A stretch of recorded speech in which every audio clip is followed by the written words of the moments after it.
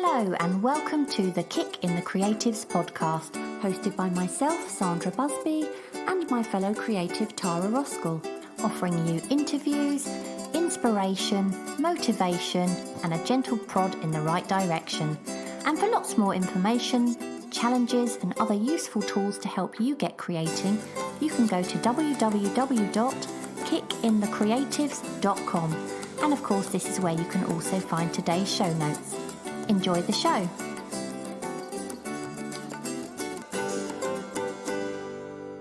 Welcome to today's episode, and today we're going to talk about the misheld beliefs of being an artist. But before we get onto that, we want to say a big thank you to our latest Ko-fi supporters. Penny Vola, she says, I'm Penelope Painting on Instagram. I'm enjoying listening to the two of you so much. I'm Swiss / British. Cool, that's a tongue twister. And not only am I learning a lot as I'm a newbie, but I love your accents. I only ever hear American here, so it's really refreshing. Because we don't think we've got accents. No, I don't notice Americans now either, unless they've got a real, a real strong New York or something. I don't even notice if someone's American or British. It's really strange, isn't it? Yeah. Yeah, and we've also got Joanna Brown and Marcia Furman, who continuously every month help, buy us a coffee, and it's just so lovely. Thank you both so much. Now, you wanted me to read out the podcast reviews, but I don't think anybody likes us anymore because we haven't got any. Oh, well, that's no good, is it? But so shall we just turn off now, maybe? Because, no one's listening, clearly. Exactly, yeah. Well, if you can't buy us a coffee, a review would be lovely. We always really appreciate any support because it helps us feel good about what we do. It helps us towards the costs of what we do, and it does cost us, but it also shows that you like what we do. So thank you so much. Can I just tell everybody something? Yes. Well, you've got your video on today, and you never really have your video on, and it's really off-putting. Because now I can see that you jiggle around and sort of you're doing a little dance as you're talking. Turn me off. God, can you minimise me, please? Turn that camera off. Let me turn the camera off. I've noticed, actually, because we did... actually, I was meant to say this to you before we started recording. Let me just turn this camera off. How do I do it? It's not a dirty secret you're going to tell everybody now, is it? We did this... like a video for something that's coming up with someone else, didn't we, the other day? Like a video conference call. And I was suddenly really aware that every time I spoke, I was kind of moving around like I had ants in my pants or something. So it's a really weird habit. I don't know whether it's a nervous habit, although I'm not nervous doing this, obviously. But when I talk to other people on video, then I always am. But no, it's just animated. But because I'm not used to seeing you like that, and you're like this little boogie as you're talking. We don't normally put the video on, do we? Mainly because sometimes we feel that having the video on as well affects the audio slightly. And it just so happened that today I hadn't turned mine off. So you don't normally see me, do you? Anyway, I don't know where we were. Oh, yes. Yes, we also want to thank everyone who's been sharing their work with us on social media. I have been loving Jodie Croft. She has been doing the Portrait July challenge and creating some beautiful graphite drawings for that, almost master-like, Have you seen them? Beautiful. I think I have. They're beautiful, absolutely gorgeous. Jo Brown, Kick Urban Sketching Challenge is the one she's been doing, and her drawings for that have all been really quirky. I don't know if it's sort of around where she lives. There's one in particular I really liked, which was the one she did in Braithwaite, but they've all had that similar quirky feel, so I've been really enjoying those. What about you? What's caught your eye? Well, I'm now slightly concerned that one of the people I picked, maybe it's the same person, because of course, I've got Instagram names here because I picked a couple of people.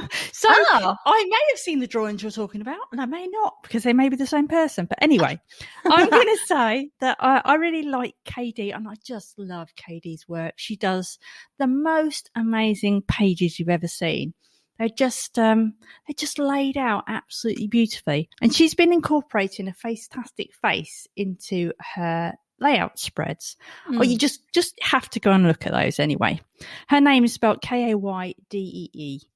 And then also I've got MF West Coast _arts, and they've been creating some great portraits of Portrait July.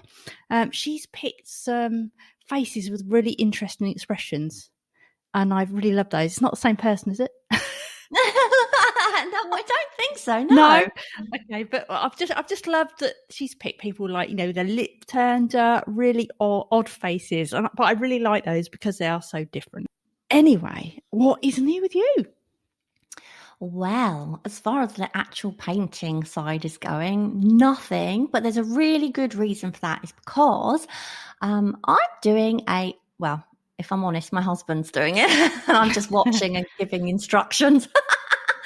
An art studio makeover. I've had my art studio for quite a few years now, and when it stops feeling like an inspiring space because you realise that actually it's, there's a lot of it that is just not functioning, for you anymore, and it's looking really tired and paint splattered everywhere, and it's like, and I didn't have the storage I needed, and it's like when you're going to sell your house, isn't it? You're about to sell your house, and then you start thinking, I need to touch that up, and I need to sort that out. And you're actually doing this because we've got this big opportunity that we can't talk about, but possibly coming up later this year. So you're having a tidy up, weren't you, for that?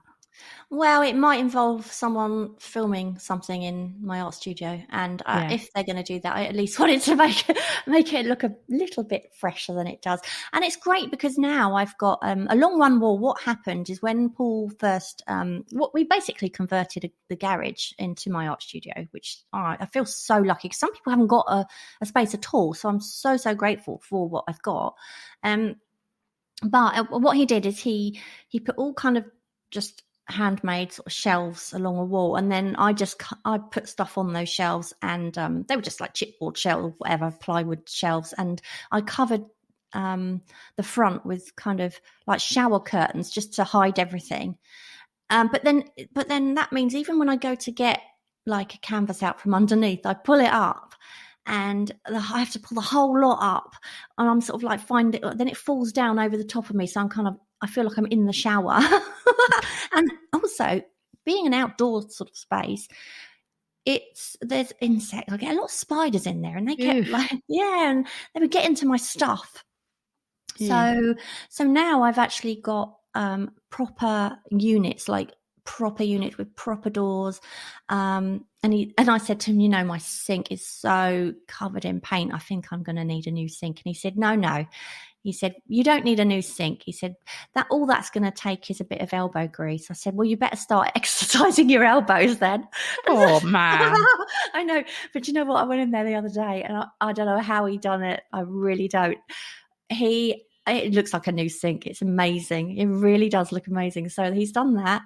And this weekend, I just need to move all of the other stuff away from the other wall, put it against the wall that's been done. Then we're going to start on that side.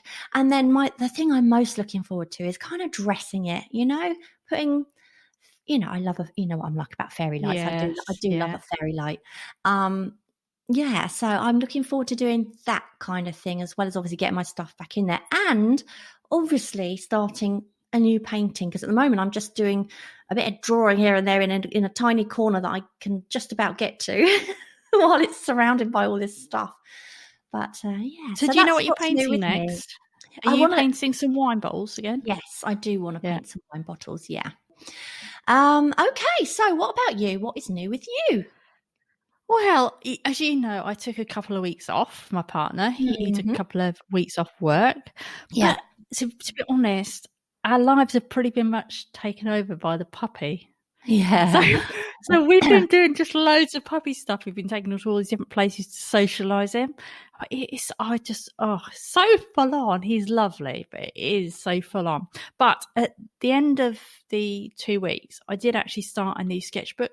I've got so many sketchbooks. It's unbelievable. And I thought, well, why don't you just get on out and just start doodling in it, or just do anything. It doesn't matter if it's good.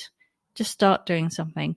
So I was he was in his little pen thingy that we've got for him, and I was sitting in the kitchen. So I just started scribbling in the sketchbook, and I was creating some sort of semi-abstract faces, nothing too polished or anything. But I started putting those onto Instagram. But I just, at the moment, I'm feeling a bit stale with my actual work. You know, when I do a full sit down, do a proper picture painting. So I feel like I need to shake things up. So I've been posting some of those on Instagram.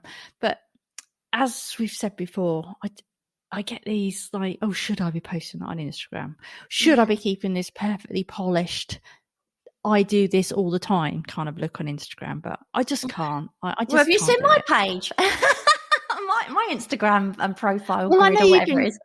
You've been putting some of the videos on, haven't you? You've done. I've been making some little videos for Instagram TV, and that is literally just things like, I suppose progress of my art studio makeover, that kind of thing. But the first thing I've been doing is I've been going onto my profile grid and saying remove that, because people still see it in their feed, but it when they come to have a look at my profile, they don't see necessarily all of these things. But still, when you actually look down my profile grid, I think, God, really, I could do with getting rid of so much and just you can archive it, can't you? You know that, don't you? Yeah. I need to really do that, because you just think, well, what is this woman doing? What, you know, who is she? It's quite. It's something I find that really tricky. I find it so tricky, because you want to show that you're not one-dimensional. So, you know, that you're not just this person who just does this one thing. But then that's fighting with the idea that, well, you should just be showing that you do one thing. And and there's no right or wrong, I don't think, is there? I suppose it's whatever works. Yeah. But anyway, let's get on to today's topic, assuming nothing else is new. No, nothing else new at all. Okay, so today we're talking about the misheld beliefs of being an artist. So everyone who isn't an artist has this kind of stereotype in their head, don't they, as the kind of person an artist actually is. And when you're starting out as an artist, of course, you don't feel like you fit into that category at all. I remember feeling like that myself when I started out. And you know what? I always remember when someone said to me, it's probably about 5 years ago now, and they said, once they realised I was a painter, they said, but you don't look like an artist. And I remember thinking that was so funny, because I was thinking, well, what should I look like then? But, you know, I suppose I've never really felt the need to put on any kind of front, whether that's how I act or what I wear, to try and be seen as like the arty type. Whether that's down to confidence or age, I don't know. But I certainly don't want to strengthen that stereotype any more than it already is. And the first one I can't anyway, because generally people think artists have to be young. And I'm not, well, I mean, I'm not old, but I'm not young either. So, you have to be young. Nothing is further from the truth. A young, inexperienced artist now will one day be an old, experienced artist. And you can start learning to create art at any age. I mean, I read of a guy once, and I don't know if I've spoken about this once before, and he started learning to paint in his 80s, and he had his first exhibition at 90. So wow. And that blows that theory, of course, clean out of the water. In fact, we've said this before, haven't we, Tara, that you've most likely got more to say when you're older anyway. So, you do not have to be young to be an artist. You know what you were saying before as well, that everyone has this idea of what an artist should look like or be like. I reckon that is more, it's these very high up artists in the big cities, and some of it is purely to make a statement, I think, isn't it? You'll only remember those completely odd bods, probably. That's what it is, isn't it? I remember once, I can't remember the woman's name, and I mean, she's obviously a very big in the art world, but the scariest woman I've ever seen on the telly. It was just uncomfortable viewing, actually. Right. It was awful. She was in her studio, enveloped in this fog of cigarette smoke, and she was just chain smoking completely all the way through. Just, she never took her cigarette out of her mouth. It was just constantly puffing. And while she was scribbling violently at this easel, And there's this poor guy who's probably, I don't know, maybe mid-20s, who's standing there naked posing for her. She's got this really she's like a Rottweiler. She was like, open your legs. More. Oh, God. More. Bend over. And I'm thinking, this is horrendous. I mean, it was just horrible. But she had this really mad hair. And I'm like, oh my God, if that's a stereotype, if ever I saw one. But yeah, it's odd. Now, do you think those people, they are just a little bit bonkers? Or do you think they create that persona? Yes. You think they create the persona? I think so. Yeah. What do you think? In order to... Yeah, I don't know. I think there's probably a bit of both. I think some probably are a little bit wacky anyway. Oh, and yeah. And then if you're a creative person, there has to be a bit of a wacky side to you. No, but some are probably really wacky and that far. And then I think some people have a little bit of a quirk, but then they'll really play to it because they know that gets attention. Yeah. Which in a way is probably smart, but But I've got the next one, which is that you have to go to art college to be a successful artist. Now, this, if you've been to art college, like a standard art college, you'll know that you probably don't get taught how to paint. So it's quite a bizarre one. So, I mean, when I went to art college, which was obviously a long time ago, you more learn how to be creative and how to think. And you do paint stuff, but you don't actually get taught how to paint. So they might say, oh, make your own tools with twigs and sponges and use those to paint. But no one says, okay, this is how you create an oil painting. You layer paint. This is how you paint with acrylics. Nobody teaches you that. Unless, I guess, you've been to one of these, are they called ateliers? Yes, like in Florence. Yeah, where you actually, that is what it's all about, learning how to paint properly. But the majority of people probably haven't been to those. Well, they're extortionately expensive to go to for a start, aren't they? Yeah. So you have to take out a second mortgage probably. Basically, the idea of you having to go to art college is completely rubbish, in my opinion, unless it's for the thinking sort of part, which, you can learn anyway. Anybody can learn that. And also there's another one that you have to be able to draw brilliantly and have formal training in drawing. Now, this, again, goes back to the idea of the art college where you don't learn how to draw as such. I think the only thing I did was a bit of live drawing where they actually did teach you a few drawing skills like negative space and stuff like that. But there's much more to it anyway, isn't there? There's more of you kind of learn by doing. So if you teach yourself, you'll gradually learn how to get a good composition. You don't need to have formal training for that, although it probably helps. But it's something that's not necessary, is it? It's interesting because I remember when I very first started, I got this book and I think it was called something along the lines of The Fundamentals of Drawing or something like that, which is basically the basics, knowing the basics, perspective, negative space, all that kind of stuff. And the weirdest part about it is that the experience I had at the time that I did do art college work, I was never taught any fundamentals at all. It was like you say, make your own tools. Well, okay, I'll make my own tools, but can you please teach me how to paint with a brush first, and then I'll pick up a twig. It's like they go straight onto all of that stuff, and it's so. Or do both in tandem. So have a day when you learn, and then have a day when you're experimental. It's not all bad. We know that. Yeah, and nowadays as well, if you do want to learn, you can learn online. There's so many things you can learn online. Yeah. I mean, we had, do you remember we had Kevin Murphy from Evolve? He was on podcast number 73, if you want to go have a listen. But he basically teaches people how to paint online, paint in oil paints. And they do go right from fundamentals. So essentially, it's not, I don't know if you'd call it teaching yourself, but you can, without going to art college, you can learn something like that online very successfully, they've proved. So you definitely don't need to go to art college. Well, it's like somebody who's writing a book. I mean, you would never go to a shop, pick up a book and think, has that person who wrote this amazing novel, did they go to college though? I'm not sure I want to buy a book unless they've been taught in a college how to write. You just buy the book because it's a great story. And a lot of novelists have never they have never trained to be a novelist. They've just picked up a pen and realised they want to write a book. They've got a book inside them somewhere. And it's the same with an artist. It's not like being a doctor or an accountant where there's stuff you really need. You can learn it yourself. You can learn everything yourself. So, yeah, I mean, and, as I've said a million times before, going to art college does not make you an artist any more than not going to college, makes you. Have I got that right? I'm like, which way around is it? You know what I'm trying to say, don't you? Yeah, but also nowadays as well, it's not about painting traditionally quite often.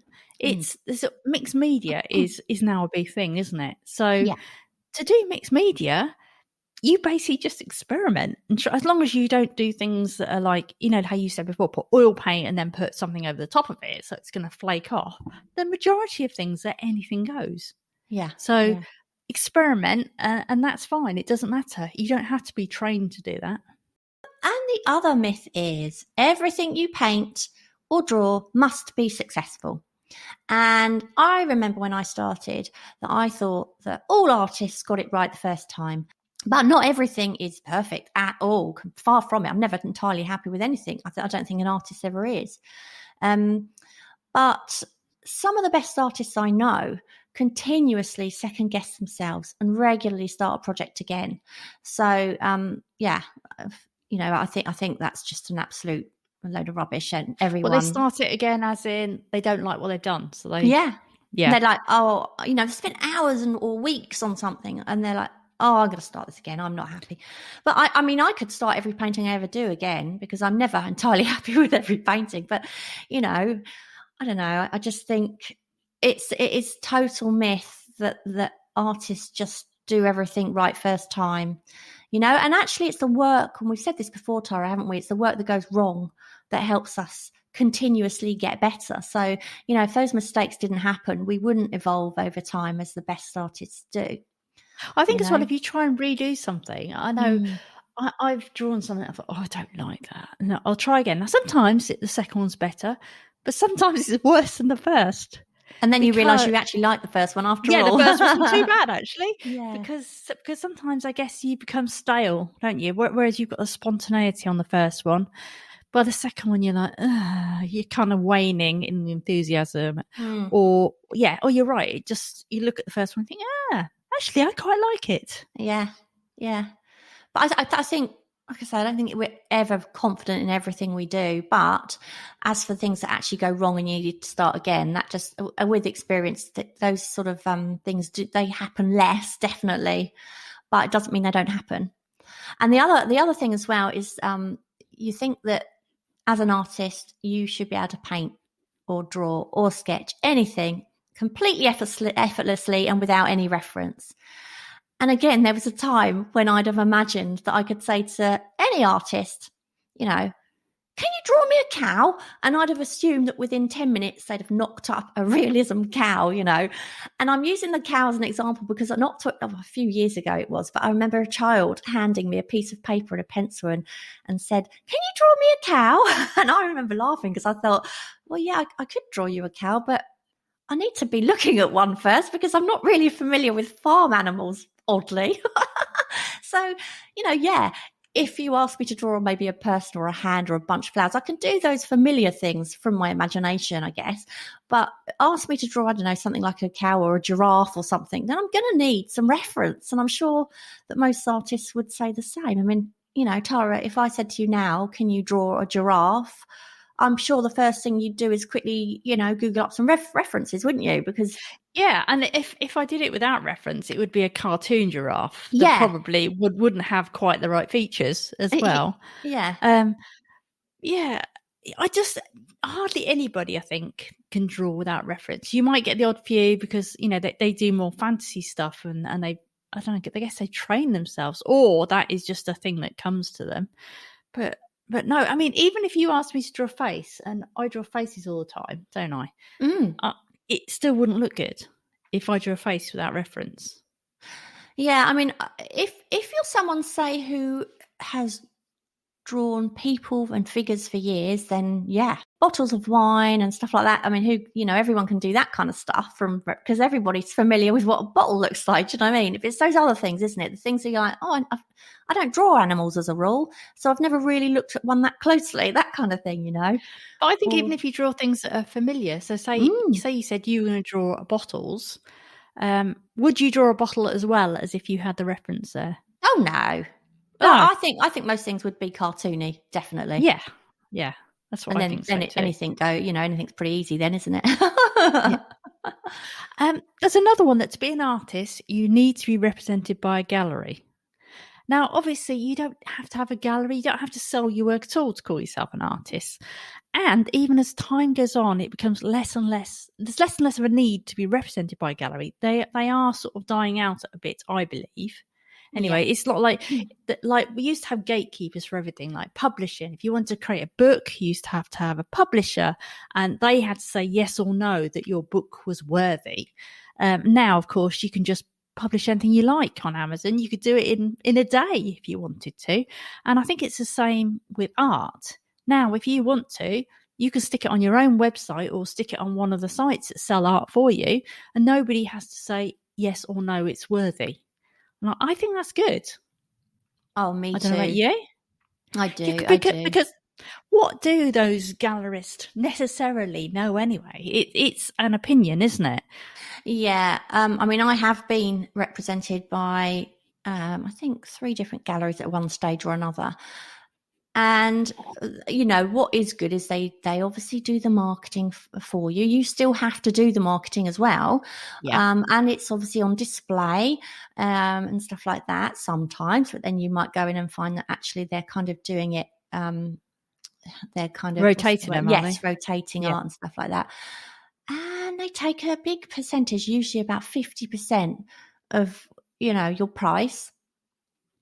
And actually, I have found I've been far, far more successful doing it myself than I ever have with a gallery. I think the experience of walking into a gallery is lovely. There's nothing I like more than going into an art gallery and having a look around. I really love it. But it's not like it used to be, or if you got perhaps the big London swanky galleries, you'll walk in and they'll offer you a glass of wine or something like that. Do you know what I mean? Those kind of galleries are a bit different, but let's face it, I can't imagine you or I are ever going to be in one of those. Oh, don't say that. I think your stuff could definitely be in there. Oh, crikey, no. Oh, no. But thank you, by the way. But I just think, I don't know, it's like you say, they are dying out a bit. And in fact, you get more online galleries now than you do the on the street ones. So it's just that thing where it is that gatekeeper thing. It's like one person or a team of people have to say, yes, that is good. Good enough. Whereas as we all know, there's so many different opinions now. What I might like, you might hate.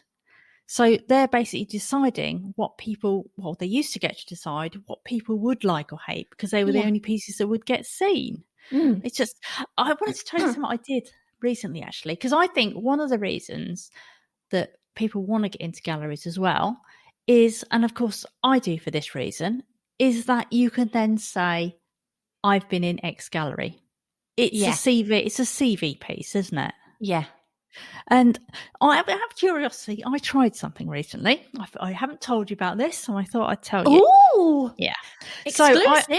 Yes, I was looking into like sending things off to all these galleries and these award things, like these competition stuff. Yeah.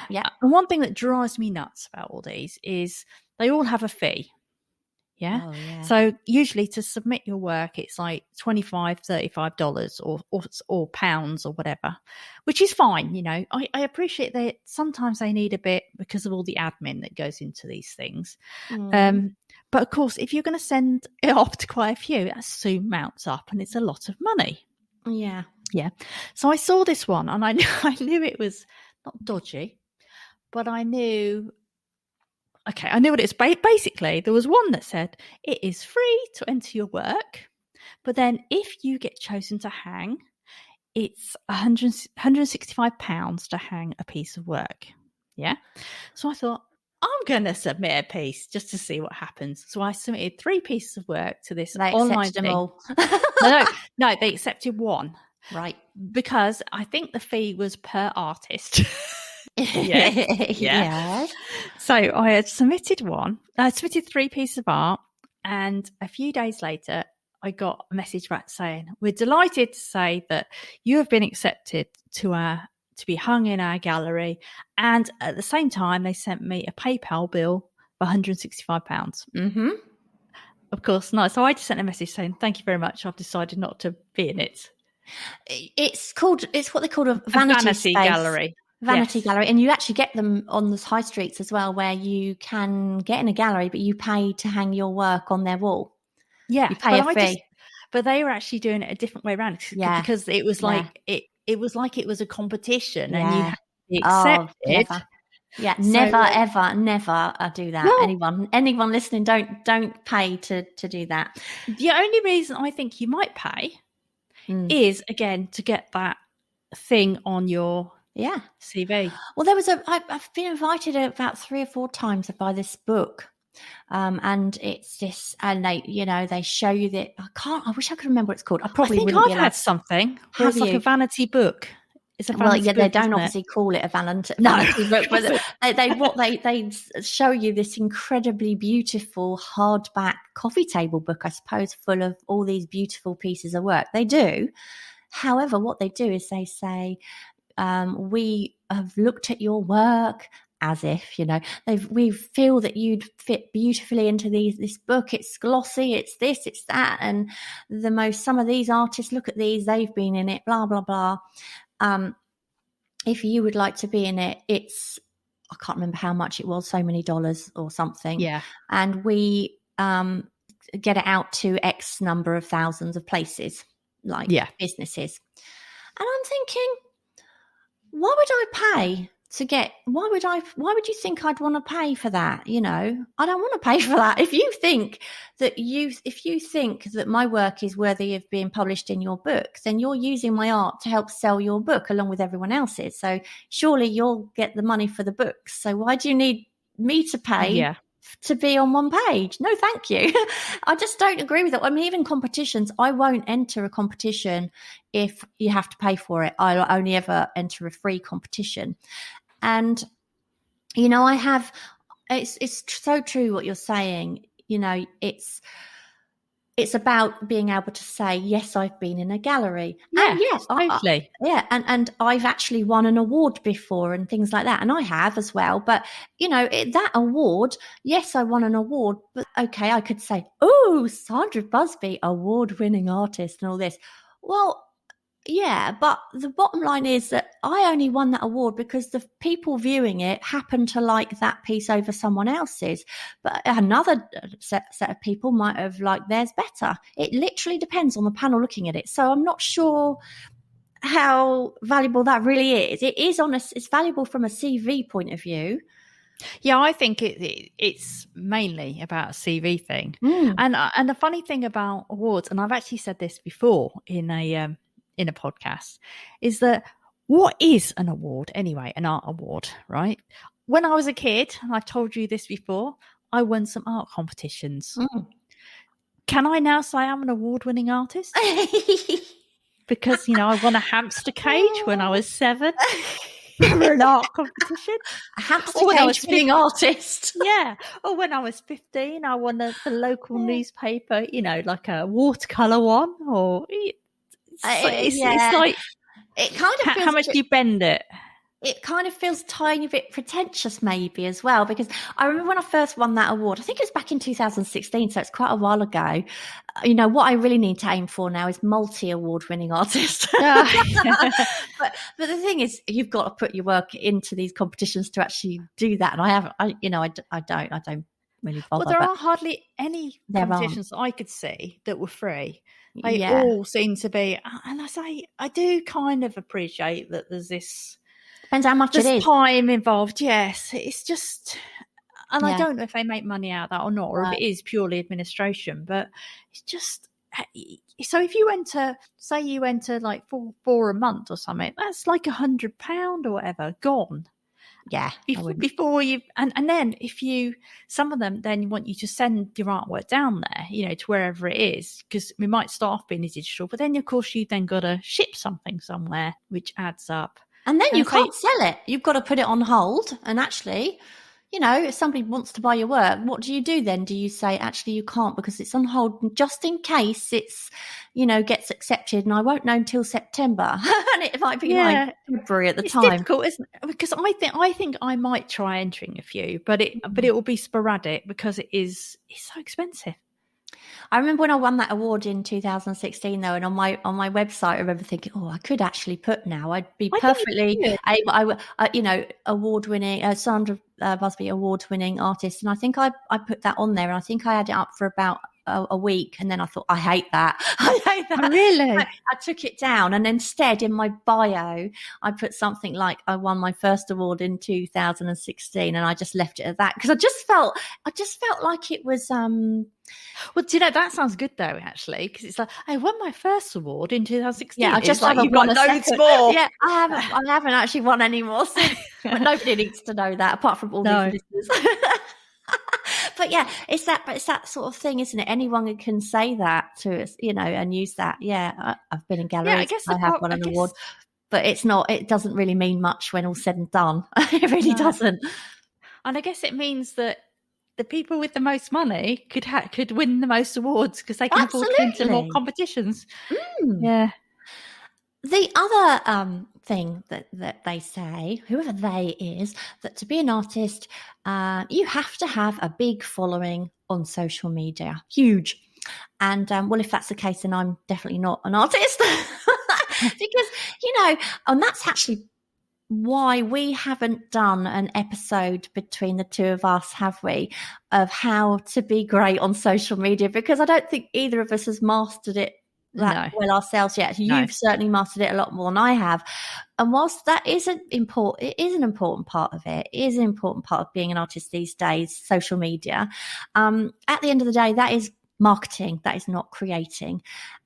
I'm fairly certain, I don't know if you'll agree with this, Tara, I'm quite sure that, I don't know, Van Gogh wasn't big on Instagram, do you think? Did he have loads of followers? Yeah, no, I don't think so. But also, I don't think he made any money till he was dead, did he? No. And I'm definitely doing better than that. So you know, yeah, it's great to have a good following, but also what we have talked about in the past, and we know this because I can't tell you the number of times I've had messages from whatever an Instagram saying, buy 10,000 followers for however many dollars. And I know artists that have done this. They've bought like 5,000 followers for a certain thing, and they've done it because it makes them look like they're much more or bigger, if you like, than they actually are. And it kind of works. It's a bit like saying, oh, yes, I've been in a gallery. If you can just literally put numbers up there and people go,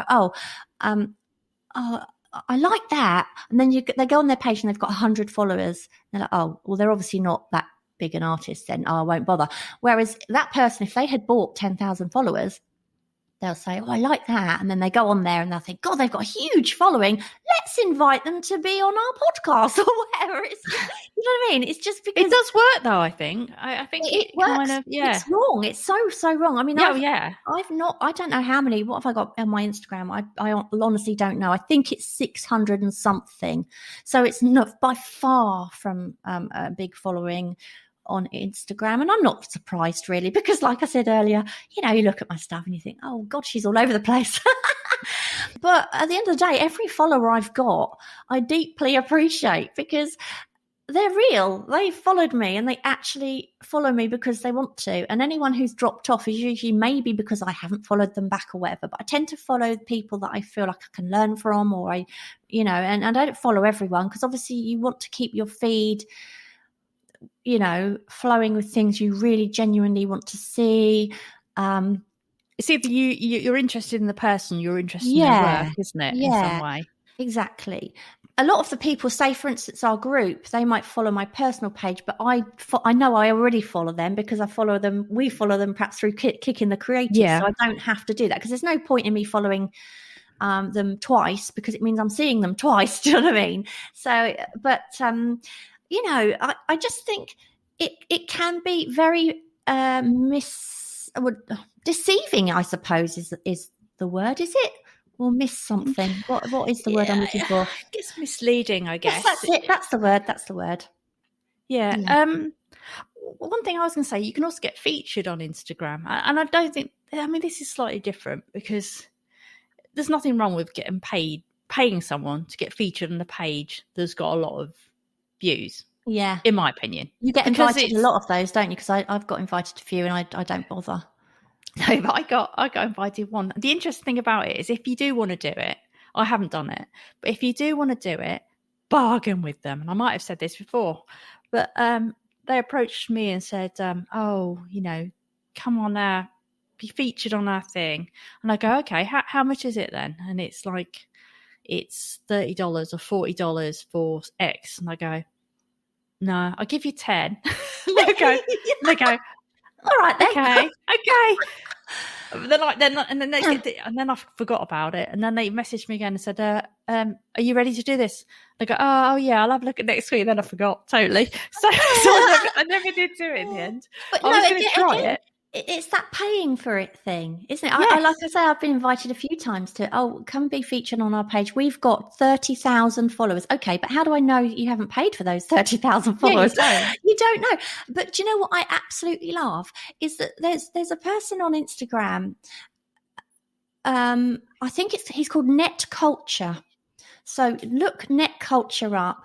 He promotes, I think his name's Terence, and he features artists on his page. Some of them are absolutely exquisite, and they're all lovely, and what I find incredible is that every now and then I'll get an email from him saying, I just wanted to let you know, I hope it's okay, I've featured some of your work, like this painting, on my Instagram page. And I'll go on it, and he's put it on his Instagram and written like a lovely, Sandra Busby artist, love this beautiful painting or whatever. And I'm like, God, he hasn't asked me for money.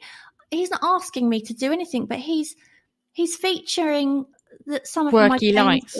that he likes, because he obviously likes art. And I'll tell you what, I'd love everyone listening to follow his art page, because he doesn't ask for anything, and I think it's just really lovely that he does that. So there's another one actually called Flaming Abstracts, and basically if you hashtag Flaming Abstracts, I'm not sure if it's a he or she, but if they like your work, they will feature it as well. And I've been featured on there 2 or 3 times. Yeah, and that's nice because, again, you're doing tagging, so they see it, and then if they like it, they'll show it. But I do appreciate that. But I don't even hashtag Net Culture. He just comes to come see some of my stuff and then decides to. Yeah. Mainly because I don't want to hashtag people just to go, hey, by the way, can you have a look at this? The only thing some of them ask you to. Though, yeah. Like Flaming Abstract says, hashtag so and so to be featured. So, I see. Yeah, that's they're inviting people to do that, obviously, because it gets them more well known. Yeah, and I do see if someone's got a genuine account, like say for example, the guy you just said, is it Net Culture? Net Culture, yeah, or Flaming Abstract. I could see how if they then started doing some featured posts that were paid. I mean, all that is advertising. It's nothing more, is it? There's nothing wrong with that, and I could see why they would, how that could be beneficial to you. If you know what I mean? But what's lovely about it is when someone like that features you. Yeah. You know that they are featuring your work because they love it, not because you're paying them $10, $20. Yeah. Which is a real beautiful compliment. I love it, Yeah. There's a really interesting thing I saw. I don't know if I've talked about this, but I watched a webinar. It's through a course I've joined about selling your art. And the woman was talking about selling art on Instagram, and she was selling her work. And she said she sells quite a lot. She goes, but I haven't got a big following. So I went and had a look at her page, and literally she hasn't. She's got less followers than I have. And I think I've got, I don't know, 1,800, 1,900, something like that. But she'd got less than that. And to be honest, she wasn't getting massive engagement in any of her posts either. So she wasn't getting loads of likes, she wasn't getting loads of comments. But she says, I sell quite a bit through it. And she said, all she does is if someone she puts work and makes it very obvious she's selling it. And then if someone does send her a message saying, oh, you love your work, she'll then start a conversation saying, oh, are you a collector? Are you looking for a piece for your home? She's just obviously a very, very good saleswoman. But she was basically saying it's not necessary to have, like, you know, hundreds of thousands of followers to sell your work. I think you've just got to be smart about it. It's better to have, I don't know, 500 genuine followers who really are interested in what you do than, I don't know, 10,000 followers who they just follow everyone hoping to get followed back, or do you know what I mean? Yeah. I mean, she'd obviously done well, because the people in her audience must be the people who are interested in her work, as in were potential buyers, I guess, a lot of them. But then she was talking about how she would purposely go out, because she did abstracts, but they were a little bit floral, some of them. Yeah. So she would go to people's accounts who were interested in gardening and things like that. And then she would have a look at their stuff and maybe direct message them, not selling, but just commenting on one of their posts or something. A direct message, oh, I really enjoyed your post about gardening, blah, blah, whatever. And just try and build a relationship with them that way. Yeah. Which I thought was quite interesting. Anyway, should we move on to the next one? Yeah, I mean, we must be at the end of the episode now. We must be. So the next one, I'm in big trouble if this is true here, because to be an artist, the belief is you have to know art history. And I will have had to quit by now, because I think I know that little art history. And I mentioned to you before, Sandra, haven't I? And I think I might mention it on the podcast that at college, we basically all used to try and work out how we could avoid going to art history, because we used to hate it so much. And it used to be run by a woman that we used to call the She-Devil. Because there was a program at the time called the She-Devil, and she looked just like her. But it was so boring. It was basically 30 of us or whatever sitting in this darkened room while she showed slides or played the TV, and it was just so dull. And I think she needed to come in like dressed up as that person and kind of, you know, make it fun, and then you'd like it. Well, I think one of the problems with it is all the students there, everyone there likes doing the practical stuff. So you all like fun. And I think that's where we had Dan Whiteson on the podcast, on podcast episode 87. And he teaches stuff online that he calls the Sunday sessions, called freeform life drawing. But what these are, nothing to do with life drawing. He basically picks an artist each week, talks about the artist. So you get to learn all about the art history of this person. And then at the end of it, he sets an exercise, a practical drawing exercise based on the artist. Now that makes it fun and a hell of a lot more memorable than sitting and listening to a lecture about somebody and not doing something, you know, physical at the end, I think. Yeah. That practical thing. Well, how are you on art history? Well, the brief time I did spend at, you know, doing an art college course, we did have to do some art history, and, you know, we looked at, I looked at the Blue Riders and there was and John Singer Sargent, all that sort of stuff. I found it immensely boring. And I do, you know, I do know a little bit, but when I say a little bit, I mean a little bit. But what I do is on my bookshelves, I've got about 3 really big, like hardback, lovely looking books with the word art history uncovered and things like that. And it just makes me look like I know my stuff, but really I don't know it at all. I thought you were going to say, and inside there is comic books. Yeah. No, I don't. And whilst I do think it's really great to know some art history to a point, because, you know, there are some artists out there you think, God, I love how they worked. And it's not really the history of the artist I'm overly interested in. It's how they worked. And if I'm looking at an artist that I just don't like that kind of work particularly, it's not my cup of tea, then I'm not really going to be that interested in learning any more about that. Whereas, you know, if it's an artist that I think, wow, you know, I love their stuff, what's their story and all that. I mean, there's not many people that don't know about Van Gogh cutting his ear off and all this. And, you know, most people know about him, whether they've been to art college or not. But yeah, so think, yes, I know a little bit, but really, when I say a little bit, I really do know a little bit. There's another one that, and I have a bit of a hang up with this, is that you have to be able to paint with oil paints to be an artist. Now, I don't actually have a hang up that I have to paint with oil paints, but I have a bit of a hang up that you have to use paint. It's starting to go. Yeah. But basically, you can paint with anything, can't you? You can do a charcoal drawing and be a brilliant artist. You can use a pencil and be a brilliant artist. But for some reason, I think non-artists tend to think oil paints are the proper way to paint. Do you agree? Yeah, I would say you're right. I think they used to call watercolorists Sunday painters, which is it's kind of really patronizing, isn't it? Because because you have to be so good to paint with watercolors. I mean, it's harder than oils, I think. Yeah, but you only have to look online at some of the really amazing artists on Instagram, and you can see that absolutely anything goes. For example, I completely love, and I think you like him as well, the work of Louis Rossignol. Oh, love it, yeah. And basically, a lot of his are kind of real sketchy. They're charcoal and pen and maybe a little bit of ink, mainly black and white. But if I could bottle that, I'd love to bottle that. So these are the only things that have started me believing that I don't have to work with paint. Like you say, that's something people used to think. I don't think they do now so much. Look at Carrie Waller. We interviewed Carrie Waller, by the way, in episode I Don't Know. Tara knows them all off by heart, apparently. I don't. About 3 episodes ago, maybe, but quite recently. And she's a watercolour painter. Wow, wow, wow is all I can say about her art. She's a phenomenal, phenomenal artist. And she has won multiple awards and all the rest of it. And, there's no Sunday painter about her at all. It's old. I think, do you know what I think it is as well? Is I think there was this feeling years ago that watercolor it faded quickly, and it did actually.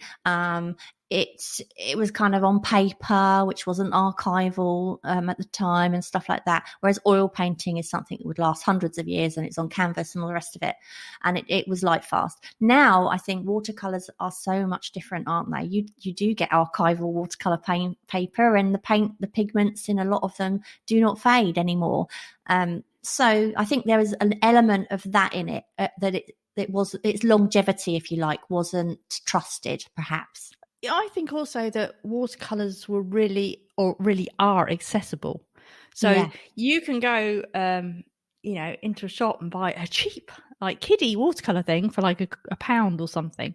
So there was no barriers to getting started, was there? So if you were going to start as a beginner, probably a lot of people would start with watercolors, and that probably gave them a bad name. Yeah. But also Deb Weirs, I mean, she creates amazing stuff, doesn't she? Just using inks. She doesn't use oil, inks and pen and stuff like that. So amazing work. You can work with anything. It doesn't matter what you do. If it's art, you're an art. You're making art, you're an artist. The other thing as well, you have to have big stories or meaning behind your work. Well, yeah, that might be nice, but it's really not always true. So I've painted loads of paintings just because I happen to see beauty in something really ordinary. So I just wanted to capture that. That's about as deep as the story gets. So let's say as an example, do you remember the cracked raw eggs that I painted? Yes. Well, I painted them because I wanted to. At the end of the day, if I see anything slippery and shiny, I'm going to want to paint it. Oh, dear. Don't go there, Tara. Yeah. Okay. So I've got to say, if a painting doesn't have a story about it, like that one of my slippery, shiny egg, I'm going to create one usually in the title. So, that painting of the egg, for example, I called Your Place or Mine. So I don't need to explain that title, do I? It's basically... You do for me, yeah. Oh, okay. So No, you don't. So basically I painted the cracked egg because I just wanted to paint the cracked egg, and I thought, right, okay, I can't just call this Still Life with Cracked Egg. I hate untitled paintings or boringly titled paintings. So I'm like, okay, there's no story behind this, so let me make one just in the title. So I'm like, your place or mine. So basically it's about two people meeting, and they get all romantic, and they're he's raising his eyebrows and he's like, is your this where place the or slippery mine? shiny thing comes in? Stop it. So basically, it's a romantic, it's a lustful romantic piece in a way. Yeah, but it only became lustful and romantic after the egg was finished. Yeah, it did. And after this particular episode of the podcast, all art at the end of the day means something, even if it just means I liked this, so I thought I'd paint it. That's my opinion. Well, no, I do a similar thing, to be honest. But I will look at a picture of a face. I don't know the person half the time if I'm just finding like a royalty-free face, and I'll think, maybe they want to, or maybe they're a musician. Okay, I think I'll make them into a musician. There isn't really a story. It's not deep and meaningful, or it might be something. It'll be something light, like during the lockdown, and I hadn't managed to have a haircut, so I'll do this thing based on a lockdown haircut. But it's not a big story, is it? No, it's just a light-hearted, funny little thing. I have done paintings that have got a storyline, a story behind them, maybe quite a deep story behind them, but then it may not be obvious. There was one I did of a hand holding a match. Do you remember that one? Yeah. And basically I painted that, and it was after we'd lost a very good friend of ours. And also in the same year, Paul lost his dad. And it was just one of those years that was just horrible. And what it was is you have the hand holding the match, and the match is lighting up, just the fingers holding it, but everything around it is completely dark. And it was my way of saying, just because you can't see someone, it doesn't mean they're not there, and the light is the way, the match is the way it's showing someone's there. But at the end of the day, the rest of him is there, but you can't see it. Do you see what I mean? And I did another painting, I think the same year, which was a hand wrapped in fairy lights. And again, that's a kind of similar thing. I think this was during actually it was later on. It was sort of like in the lockdown where everything seemed so dark, and it was like, and I just wanted to, it was like holding lights up, I just need to feel some light. And there was meaning behind that. And it's not immediately obvious.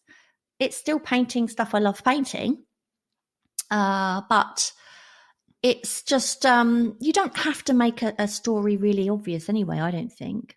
You don't have to have a story at all, like I said. But yeah, I will do either. But sometimes it's just like, I like that, I'm going to paint it.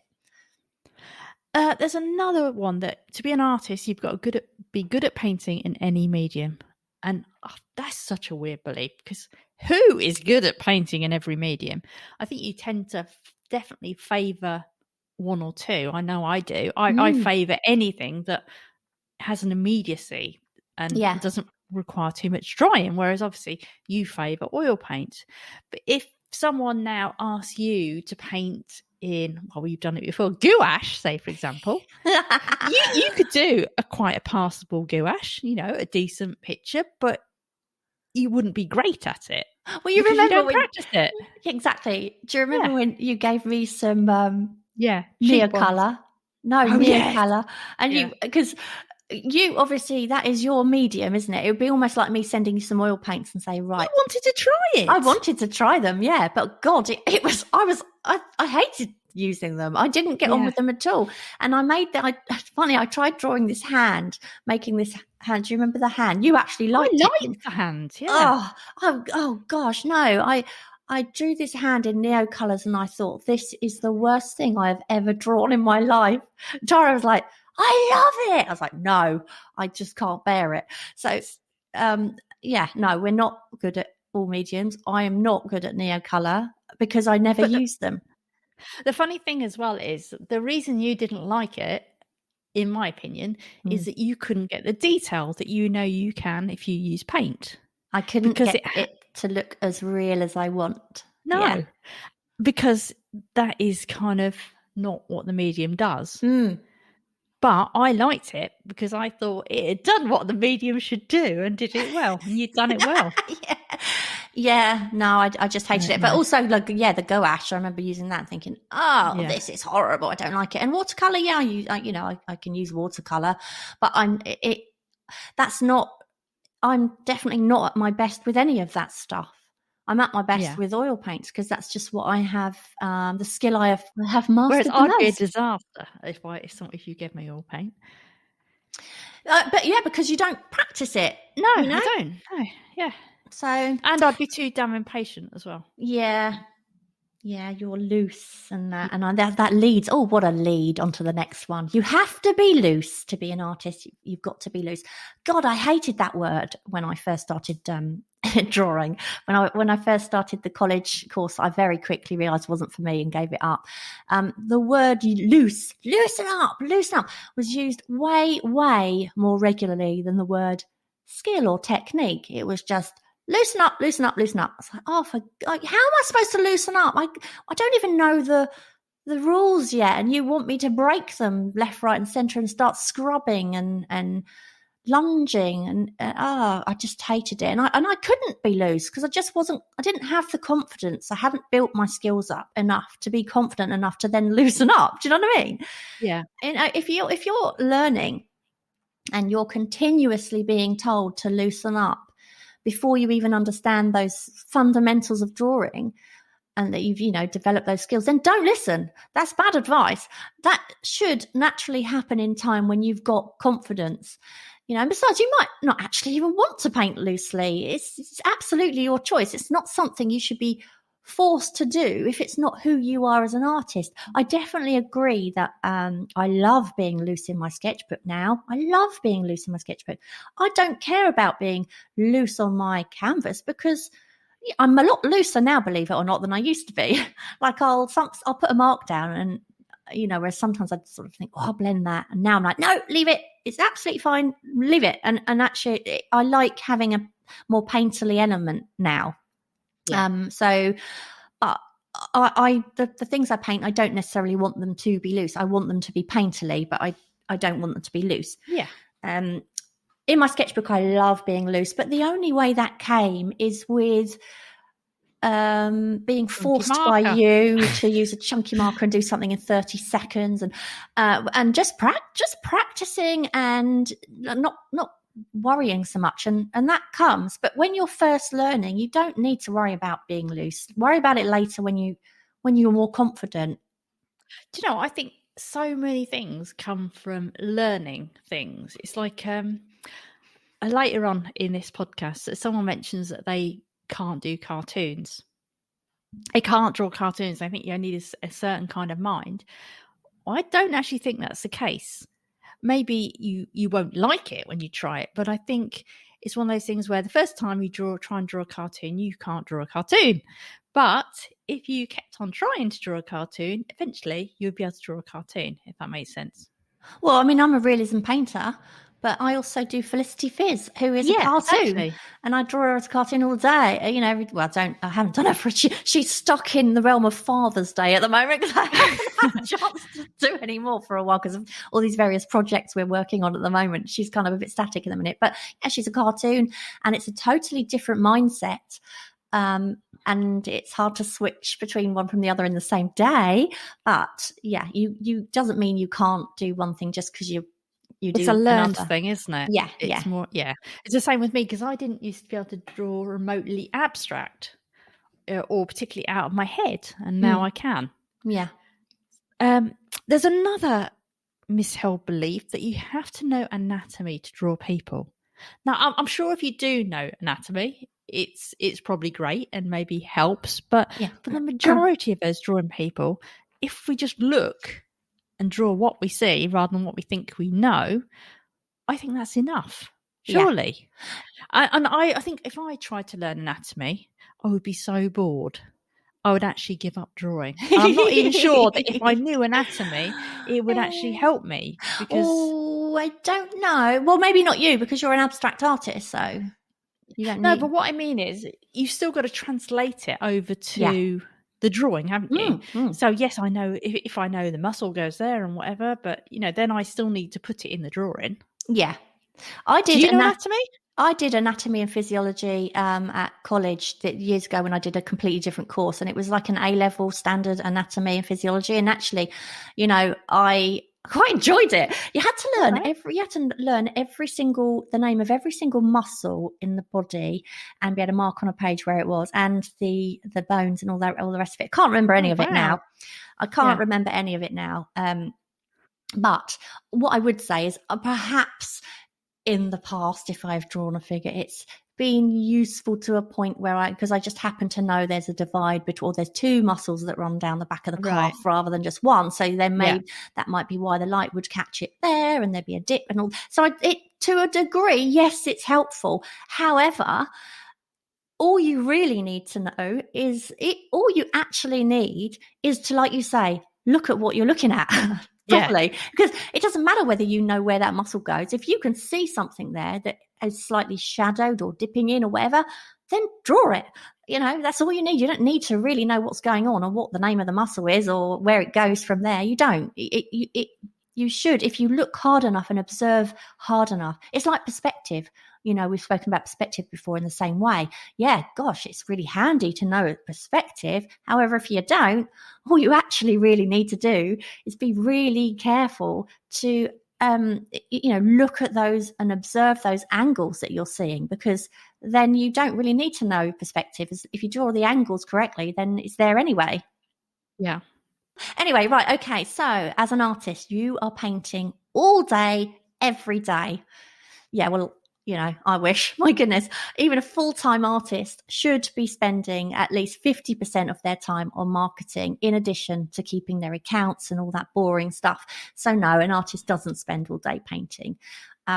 If they only spent all day painting, they would never be a full-time artist, because they wouldn't be earning enough to be able to live, because they wouldn't be doing any of the other stuff. Do you know what I mean? Yeah. I think that brings us on to our next point as well, that you're selling your work, and better still, making your total living just on selling art, to be a proper artist. And that's a weird one, because you can still call your artist even if you haven't sold a single thing, in my opinion. It's just, you're just making art. But a lot of professionals also supplement their incomes by maybe teaching or selling courses, or maybe licensing their work, or perhaps they do other jobs as well. And that may be because they can't make a living just on selling their art, or it might be because they want a bit of variety. I think personally, even if I could make a living selling just my work, I would want to mix it up a bit and maybe teach and do other stuff as well. Do you know what I mean? Yeah, I think to make a living solely on your work, you've got to have a massive name behind you, haven't you?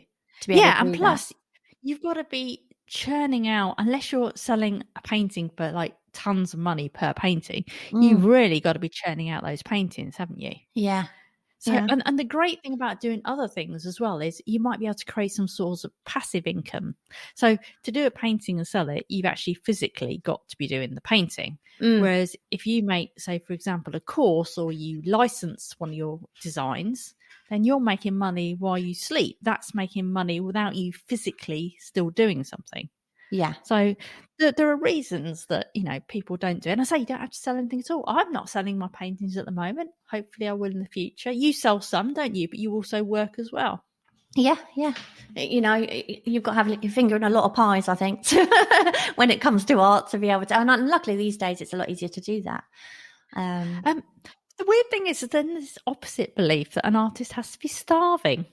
I think that's the real cliche, isn't it? It's one of those that it's almost like the fact that an artist is a sellout if they're making money, which is so odd, isn't it? Because there's no other professional when you think someone was a sellout. No. A footballer isn't classed as a sellout because they play professionally and earn tons of money for doing so, do they? It's weird. Yeah, it's funny. It's kind of got me thinking about that whole thing where artists are sometimes expected to work for free for exposure. Yes. And have I mentioned, I don't know where I heard this, but somebody got it perfectly the other day. I don't know if I might have even said this before on the podcast, but I've heard it somewhere where somebody said, can you imagine a carpenter comes round to your house and he puts some shelves up for you and you go, oh, thanks so much. Look, I'm not going to give you any money for this because a lot of people are going to see these shelves. It's going to give you exposure. What a load of, do you know what I mean? Yeah. It's just, I just don't understand it. So, yeah, it really, you don't have to be starving. To be an artist, you've just got to create. Anyway, let's go on to another one, which is kind of lighthearted, really, but you have to use long words like juxtaposition, our favourite. I can't even spell the word juxtaposition. Or you have to say things like "yeah" instead of "yes." None of the artists I've ever met do that. Yeah, I've met one. Have you? Yeah. I think I've What, told a you "yeah" before. person? Yeah, I bet you are. I went to a watercolour workshop. It was only a local thing as well, just down the town library. And the woman there, she was very fussy about stuff, but she also said, yeah. It's really weird. And I'm thinking, is she foreign? And but she didn't really sound foreign, but that's come to that. I'm thinking, why are you saying yeah? Yeah. Yeah. Yeah. Okay, the other thing is you have to be pretentious or pretend to be pretentious. Well, there are a few out there, it's got to be said. But the majority of artists I've met are nice, down-to-earth, generous people who do not see themselves as superior to anyone else. They might be able to create a beautiful painting, but they'll still need a skilled plumber to unblock their toilet. They'll still need an accountant probably to do their accounts. Everyone has a different skill, and being an artist is no more clever than the person who can wire up your electricity. It's just different. So, I do think that pretentious artists need to kind of realize that actually, think about what you can't do as well, and what someone else can do that you can't. Can you tile your bathroom, for example? I couldn't tile mine.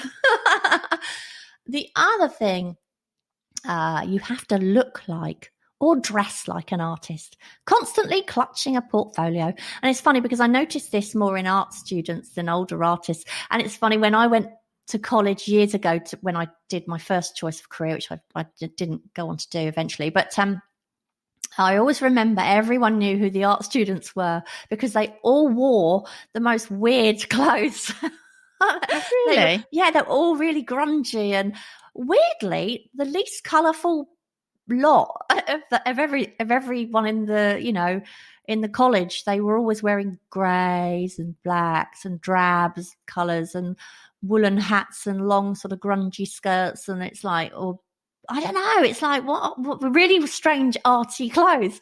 I don't know whether that's because at the time, as a young person who wanted to be a creative, they felt a need to express their individuality, maybe to make sure that they're seen as the arty type, or whether they're just perhaps influenced by their student friends.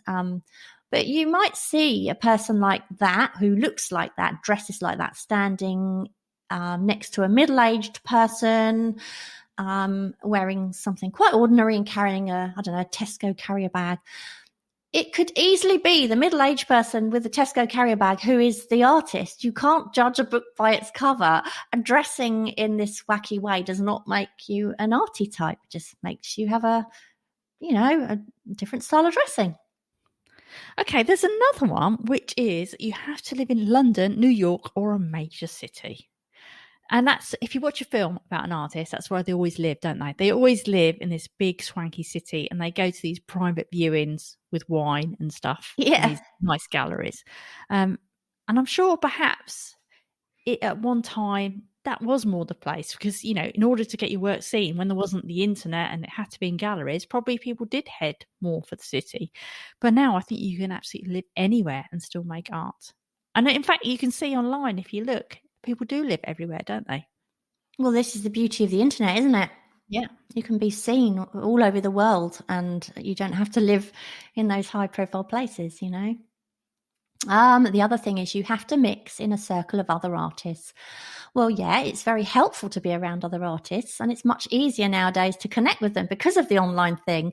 But it's not essential. It's lovely to have a variety of people around you who aren't necessarily good at the same things. You don't have to be in this elite network of other artists. It's just doesn't. It's not needed. Be nice. I'd love to have a load of arty people around. Well, you have. We're lucky that we have, really, because I know we have online. But what I mean, it'd be nice also to have in-person people. Yes, that you could, you could meet up with and go do some sketching without having to arrange like this trip where you meet a few times a year. Yeah. Absolutely, yeah. And it's actually, one of my besties is an artist, and it's lovely having her as. Well, we've been friends for years and years and years, and she's a fantastic artist. But it's nice because if she ever has an issue with one of her paintings she can't put her finger on, she'll send me a photo of it and say, "Oh, what am I missing here? I can't see what's wrong." Or she'll just send me a photo saying, "Look, I've just finished this." And it's great because I can then say, "Oh, actually, you've probably been looking at it too long. Did you notice that bit?" or something like that. Or I can look at it and go, "Wow, I just think it's amazing. You're overthinking it." And likewise, I've got someone that I can say, "Oh, I just can't get this right." And she'll say, "Oh, this might work." Or, "Have you tried this?" And it's great. It's really nice to have that, but it's not essential. No, I mean, I've never had in-person arty friends. And that's weird because I worked as a designer, obviously, for years. And of course, I was friends with the people that I worked with, but they weren't really arty. No. Which is strange. They did their design work, but they weren't interested in drawing and stuff as a thing, if that makes sense. Well, neither was I probably at the time either. But yeah. Anyway, another one, you have to be a bit odd or traumatized. Well, I'd definitely say you're a bit odd. You beat me to it. I was going to say the same to you. I don't think either of us are particularly traumatized. So the odd bit, I guess, is quite true, looking at that. But so maybe we scrap that one. But there is this thing like, and I'm sure some people do start painting as a relief for the, if they're traumatized. It's like a therapy, like anything else, isn't it? And I have actually seen artists who I really like their work online, but I'm a little bit scared because I'd probably say, "Oh, can we have them on the podcast?" But I'm a little bit scared because when I read their bio, it sounds so heavy. Yeah. Do you remember Portrait Artist of the Year? Yeah. I don't know if it was about 2 or 3 years ago. Maybe even time flies, doesn't it? It might be slightly longer. Anyone who lives in the UK and who watches this program might remember this. You might remember this, Tara, but they had a group where there was one particular man, and he was definitely giving off that odd kind of traumatized persona. But I wonder if it really was a persona, because he did this portrait of this person, but there was absolutely nothing on his canvas that was anything to do with the person at all. It's just like loads of colours and shapes and all the rest of it, which he might have been drawing how that person made him feel. I don't know. But he ended up appearing to be totally traumatized the whole way through. When it came to the part where they chose the person or the 3 people that were made the shortlist, he wasn't picked in the shortlist. And he, instead of staying with everybody and clapping and being there to kind of congratulate everyone and talk to everyone afterwards, he got his stuff, he threw it in his bag and he stormed out. It was just this most angry person and this most incredible reaction. And I thought the whole way through, I didn't, let me say this, I've got to be careful because it could be he really could be traumatized. I don't know. But I got the impression that I didn't believe it. I didn't believe any of it. I thought, no, that is you wanting to be noticed, and for all of the wrong reasons. I would not want to be remembered for that. I must admit, I really wouldn't. But I think the reality is, when all's said and done, all you need to do to be an artist is to make art, and that is it. Nothing else.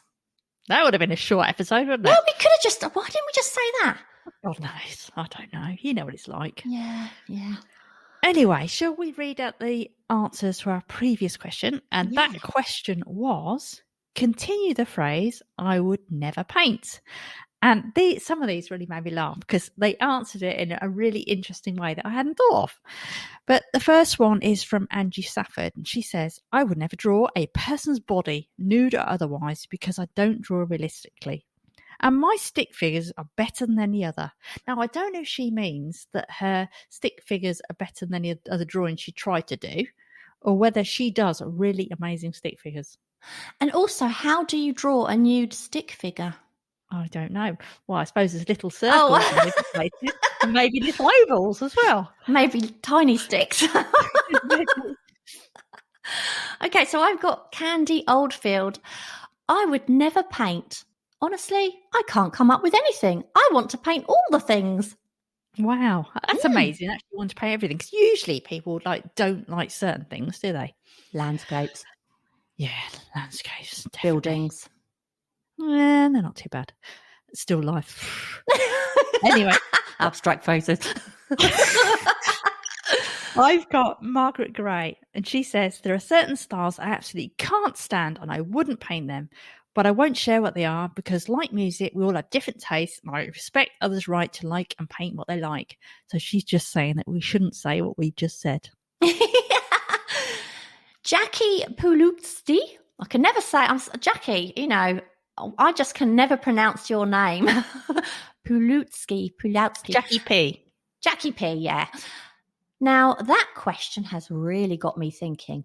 Just about everything is worth painting, but personally, I wouldn't like to paint a scene of violence, cruelty, or anything gruesome because I think it would affect me negatively. I'm selfish enough to want to enjoy what I do. I absolutely agree, Jackie. I would not paint anything like that either. No, me neither. I've got Jennifer Bartram Designs, and she says, I would never paint in a hurry. For me, painting is all about relaxation, exploration, and seeing where the paint takes me. Do you know what I felt like you said then? What? It sounded like you said Jennifer Bathroom Designs. Jennifer Bartram Designs. Yeah. Okay. She does not design bathrooms. She does not design bathrooms. You might do, but she doesn't implicitly say that she designs bathrooms. So don't get in touch. Okay, so Robbington Abbey. He says, I would never paint naked. Well, I think he's been listening to the podcast where you said lying that you painted naked. Oh, what do you mean lying? I paint naked all the time. Yes. Try it. Just an apron. It's liberating. No. I've got Ms. Woof Woof, my cat. Now, is Ms. Woof Woof the name of her cat, do you think? That would be so cool. No, that would be funny, yeah. Yeah, if you had a cat called Woof. Yeah. Annette Julia Courtney. I would never paint a dragon because I might get burned. Ah, very good. I've got New Peasant, and they say I would never paint in a clean shirt. Yeah, see, that's an answer I would not have thought of. No, me neither. So good. Yeah. Megan Haberlack. Cartoons. That takes a different type of creativity than I have. Well, we touched on this earlier, didn't we, Megan? We did. Is it Megan or Megan or Megan? Well, I paint cartoons and I'm a realism painter. So, yeah, try painting a cartoon. You might surprise yourself.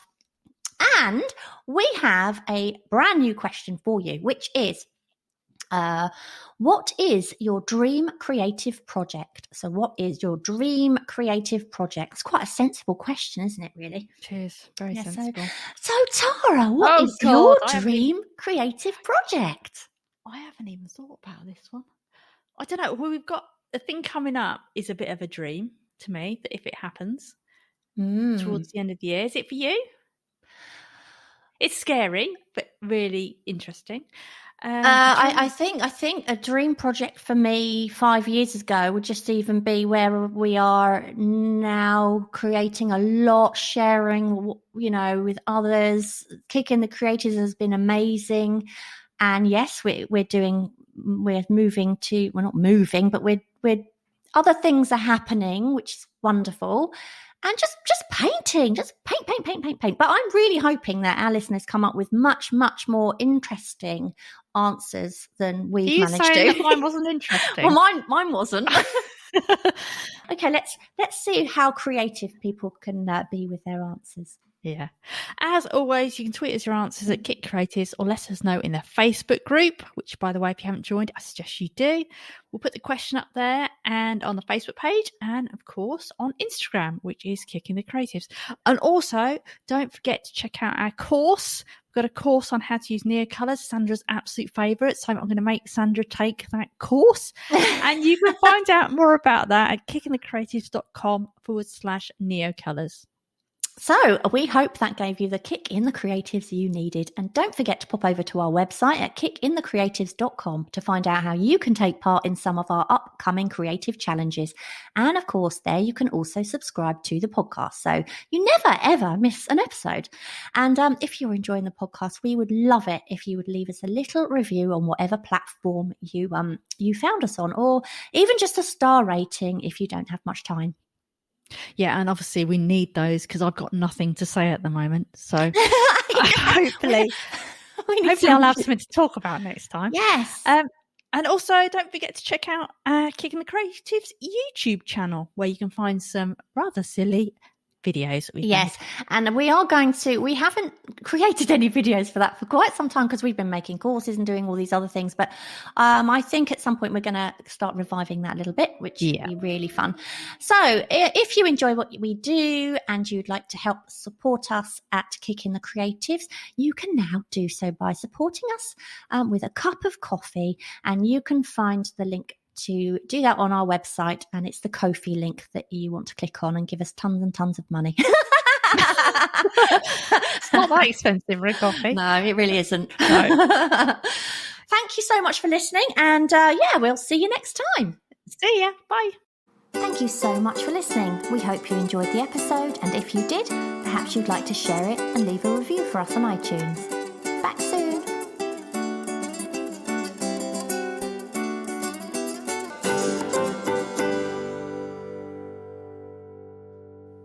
Welcome to today's episode, and today we're going to talk about the misheld beliefs of being an artist. But before we get onto that, we want to say a big thank you to our latest Ko-fi supporters, Penny Waller, hang on. I'm